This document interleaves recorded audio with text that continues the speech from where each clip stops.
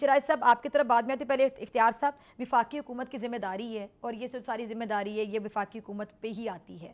یہ barrister safe صاحب کھل کر اظہار نہیں کر رہے تھے، یہ میں شاید صاحب آپ سے بھی پوچھوں گی، بڑی نپی تلی بات کر رہے تھے، جس طرح یہ پی ٹی آئی کھل کر بات کرتی کسی بھی ایشو پر، اس طرح بات نہیں کر رہے، جس سے مجھے لگا یا آپ کو بھی لگا؟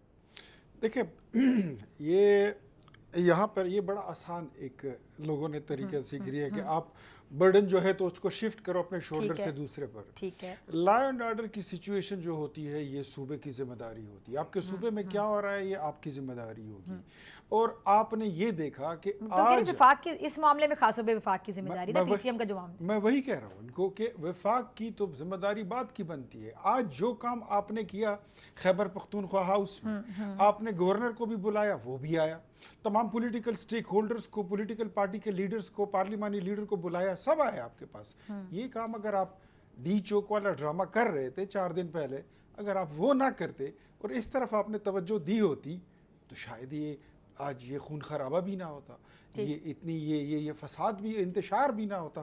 لیکن اپنے آپ کو بری ذمہ آپ قرار اس طرح نہیں دے سکتے کہ this is the sole responsibility of the federal government. No, آپ کے صوبے میں کوئی چیز ہو رہی ہے، آپ نے رپورٹ کی ہے، وہاں پہ کوئی مسئلہ اٹھ رہا ہے، سر اٹھا رہا ہے، کوئی انتشار ہو رہا ہے اسٹیٹ کے اگینسٹ، آپ کی اسٹیبلشمنٹ کے، ملک ریاست کے خلاف، آپ نے رپورٹ کیا. آپ رپورٹ بھی کریں اور خود ایکشن بھی لیں، because you are the chief executive and you are the main stakeholder. اور آپ کی تیسری بار حکومت وہاں پر آئی ہے، یہ تیسری اسمبلی ہے.